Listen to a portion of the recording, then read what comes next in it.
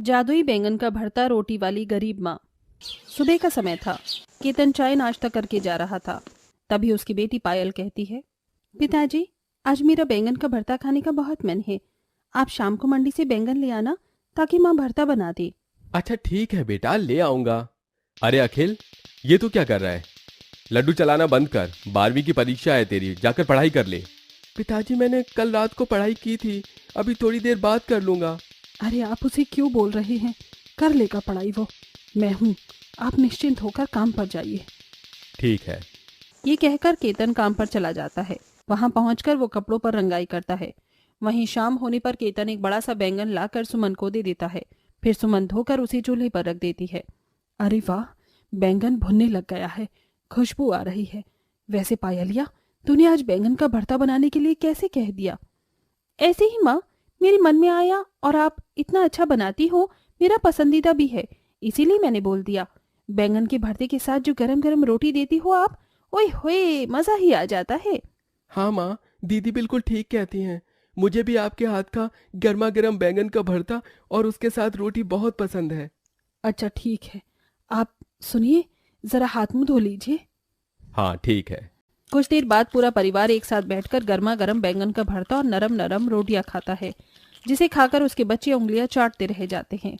आप बहुत स्वादिष्ट बैंगन का भरता बनाती हैं। मेरा बस चले तो मैं आपसे रोज रोज बैंगन का भरता बनवाऊं, है ना अखिल? हाँ दीदी, मुझे भी बहुत पसंद है। अच्छा अच्छा ठीक है। वैसे आप इतना बड़ा बैंगन कहाँ से लाए थे? उसमें ही मैंने सबको बना दिया है। मुझे दूसरा बैंगन भूनना ही नहीं पड़ा। ये तो अच्छी बात है। मैं छाट कर लाया था ताकि तुम्हें परेशानी ना हो, वरना ज्यादातर मुझे मंडी में छोटे छोटे बैंगन ही दिख रहे थे। अरे अरे, तुम भी खाओ और बच्चों को सब्जी दो। हाँ माँ, मुझे बैंगन का भरता इस बार ज्यादा सा देना। ठीक है, ले लियो। दिन गुजरते हैं। सब ठीक चल रहा था और 2-3 बार बैंगन का भरता सुमन ने और बनाया था। लेकिन धीरे धीरे घर की दिक्कत बढ़ने लग गई। दरअसल एक शाम केतन मंडी से लौट रहा था कि एक ट्रक वाला उसको थोड़ी टक्कर मार के चला जाता है, जिस वजह से उसके एक पैर में काफी चोट लग जाती है और 1-1.5 हफ्ते तक वो काम पर नहीं जा पाता। कुछ दिनों बाद वो जाने लगता है तो मालिक को उसका धीरे धीरे काम करना पसंद नहीं आता और एक झटके में उसे काम से बेघर कर देता है। साहब, साहब मैं आपके आगे हाथ जोड़ रहा हूँ। मेरी बीवी बच्चे भूखे मर जाएंगे। मेरे को अपने बड़ी बेटी की शादी भी करनी है। मुझे काम से मत निकालिए, मैं अच्छे से काम करूंगा। अरे सामने ये मगरमच्छ के आंसू दिखाने की जरूरत नहीं है मेरे। और रही बात तेरी बेटी की शादी की, तो तुझे सोचना चाहिए था, पहले से ही पैसे जमा करने चाहिए थे। खैर, मुझे अपना काम भी प्यारा है, क्योंकि आगे की फैक्ट्री में कपड़े रंगाई होकर जाते हैं बनने के लिए। अब तेरी वजह से मैं अपने काम में ढील तो नहीं आने दे सकता ना। अब जा यहां से और जाकर कटोरा लेकर भीख मांग, तो जैसे लंगड़े को हर कोई पैसे देगा। मुझे मुझे काम से मत निकालिए, मेरी परेशानी समझने की कोशिश कीजिए। तभी मालिक केतन को अपने 2 आदमियों से बाहर निकलवा देता है। कुछ दिन तो सुमन बच्चों को नमक प्याज रोटी खिला देती है, लेकिन एक दिन सूखी रोटी और नमक को देखकर दोनों बच्चे कहते हैं, माँ, ये सब क्या है? अब आप रोज रोज नमक रोटी क्यों देती हो? कितने अच्छे दिन थे वो दिन, जब आप बैंगन का भरता बना रही थी। हमें बैंगन का भरता खाने का मन हो रहा है। हाँ माँ, मुझे भी बैंगन का भरता खाने का मन कर रहा है। मुझसे खाना नहीं खाया जाएगा। बेटा, थोड़े दिन की बात है, गुजारा कर लो। तुम जानते हो तो तुम्हारे पिताजी के पाँव में लग गई है और उनका काम भी ठीक से नहीं चल रहा है। तुम छोटे बच्चे भी नहीं हो, समझदार हो, मुझे कुछ कहने की जरूरत नहीं है। हाँ माँ, माफ कर दीजिए, हमने आपको परेशान कर दिया। कोई बात नहीं बच्चों।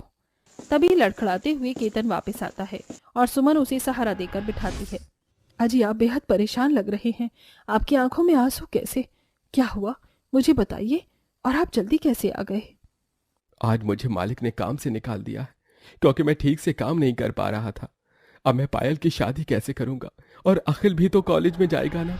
मैं नहीं चाहता हम दोनों की तरह हमारे बच्चे अनपढ़ रह जाएं। मैं उन्हें अच्छी शिक्षा देना चाहता हूं, जिसके लिए पैसे चाहिए। मैं कितना मजबूर गरीब बाप हूं। आप परेशान मत होइए, मैं काम करूंगी। वक्त के साथ साथ धीरे धीरे सब कुछ ठीक हो जाएगा। पिताजी, पानी पी लीजिए, मेरी शादी की चिंता मत कीजिए। फिर उन्हें खाना खिलाने के बाद सुमन दुर्गा माँ के सामने हाथ जोड़कर कहती है, हे माता रानी, आपने हमारे जीवन में इतने कष्ट क्यों दिए हैं? बच्चे बड़े बड़े हैं और इनका काम ठीक से नहीं चल रहा है। उनके पैर में चोट भी लग गई। मेरे बच्चे ठीक से खाना भी नहीं खा पा रहे हैं। कुछ तो चमत्कार कीजिए माता रानी, मैंने आपकी इतनी सेवा की है। ये कहकर सुमन अपना माथा पटक पटक के वहीं बेहोश हो जाती है। तभी सपने में दुर्गा माँ दर्शन देकर कहती हैं, पुत्री, इतना निर्बल मत बनो, तुम बहुत बलशाली हो।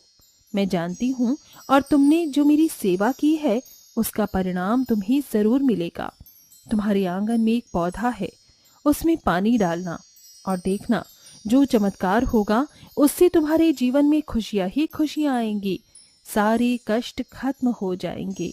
सुमन माता रानी को धन्यवाद कहती है। इतने में माता रानी अंतर्ध्यान हो जाती हैं और सुमन की आंखें खुल जाती हैं, जिससे वो अपने आसपास देखने लगती है। माता रानी मेरे सपने में आई थी, इसका मतलब वो किसी पौधे की बात कर रही थी। मैं जरा जाकर देखती हूँ। ये कहकर वो आंगन में एक पौधा देखती है, जिसमें पानी डालती है। चमचमाती रोशनी में उसे पौधे पर एक बड़ा सा बैंगन आता है, जिसे वो तोड़ लेती है और तुरंत उस पर उतना चमकता हुआ जादुई बैंगन दोबारा आ जाता है। अरे वाह, इसका मतलब माता रानी इस जादुई बैंगन के बारे में बात कर रही थी।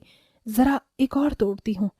ये सुनकर वो एक बार बैंगन फिर तोड़ती है और उसी जगह जादू से दूसरा बैंगन आ जाता है।